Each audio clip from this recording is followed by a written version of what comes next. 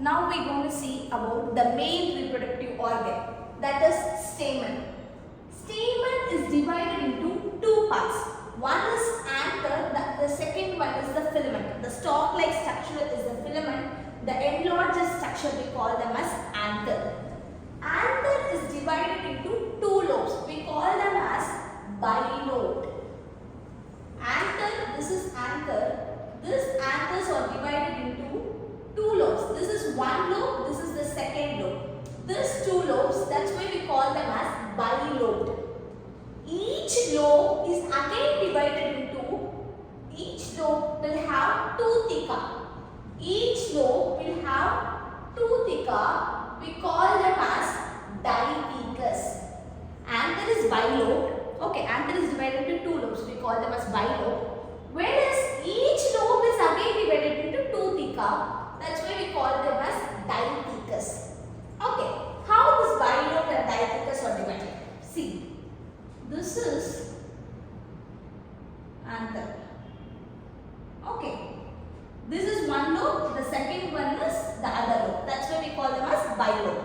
Whereas each lobe will have sections. This is one thecus and the other one is the second thecus.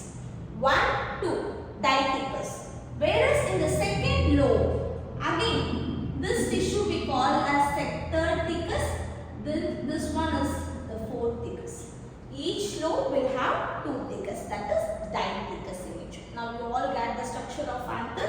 Anther will have two lobes, that's why we call them as bilobed. Each lobe will contain two thecus, that's why we call them as dithecous in nature. Now we are going to see what is located in the theca. Okay, this structure, this pore space, we call them as thecus. Okay, this thecus will have a structure called microsporangium. Now I told theca we have 4 theca. Then how many microsporangium will be located in the anther? That is 4 microsporangium. In each thecus we will have 1 microsporangium. Then we will have 4 microsporangium.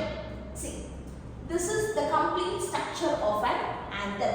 Whereas this microsporangium, this is 1, 2, 3, 4, 4 thecas. Then each theca will have 1 microsporangium, as I said. Each microsporangium is covered by 4 layers. Okay, each microsporangium will contain 4 layers. Let me deep inside these layers. Okay, first the outermost layer we call, this is the outermost layer. This outermost layer we call that as epidermis. Whereas the second layer we call that as endothecium.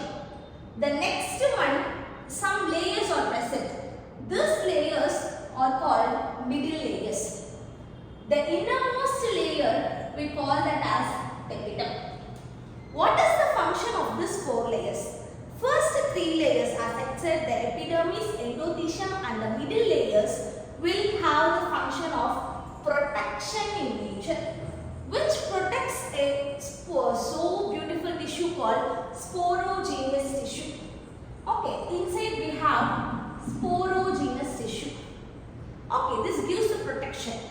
The next, the innermost layer, tapetum, have some more special function, like it nourishes the developing pollen grain. It helps in nourishing the what is the function of this microsporangium? Let me see later. First you will know what is the function of these 4 layers. Then we go into the actual function of microsporangium. Microsporangium have 4 layers. The outermost is the epidermis. The second one is the endothecium. The third one is the middle layers. And the innermost is the tapetum.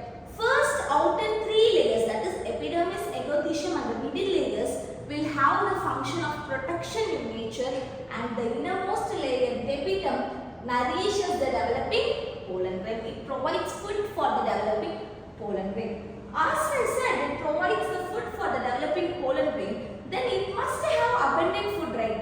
It contains abundant cytoplasm and more than 1 nucleus. This is important. This is important to note.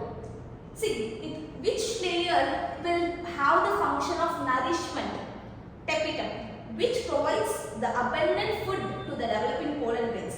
To provide food, it must have food, right? It has abundance of cytoplasm and more than one nucleus is present. Okay, now we are clear about the microsporangium layers. Now we will see what is the function of microsporangium. See, this young microsporangium will have sporogenous tissue. Okay, this is the structure of anther. The first is the epidermis, the second layer is the endothecium, and the middle layers and the innermost is the tapetum. Tapetum provides nourishment for the sporogenous tissue. Inside this full structure is sporogenous tissue. In young anther we call them as sporogenous tissue. When it gets mature, this sporogenous tissues each cell has the potency and the capacity to develop into microspore mother cell or pollen mother cell. This is microspore mother cell or pollen mother cell. What is the function of microspore mother cell or pollen mother cell is nothing but formation of pollen grains. The male gametophyte pollen grains. Okay, let's see how these pollen grains are formed from the microspore mother cell. Microspore mother cell undergoes meiosis 1 to form dilet and meiosis 2 form tetrad. We know if one cell undergoes meiosis, we get 4 cells. This one cell is in diploid stage. The meiotic cells will have the haploid cells. One meiosis gives rise to 4 cells. One diploid cell undergoes meiosis to give 4 haploid cells. That is meiosis. Here meiosis 1 and meiosis 2. Meiosis 1 gives dyad cells. Meiosis 2 gives tetrad cells. Nothing but one complete meiosis. From microspore mother cell undergoes one meiosis to form one microspore tetrad, which is haploid in nature. Microspore tetrad is haploid in nature. This microspore tetrad disperses into 4 microspores. Microspore tetrad disperses into 4 microspores.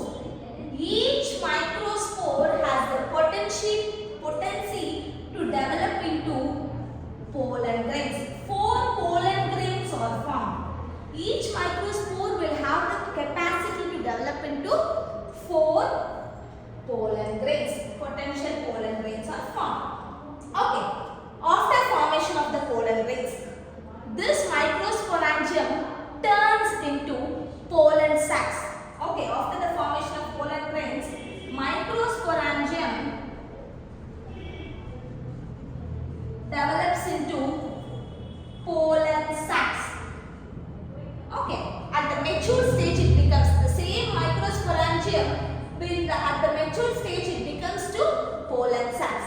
This pollen sacs anther mature and dehydrate. The water losses from the anther, and the loss of water leads to the breakage of the anthers to disperse the pollen grains.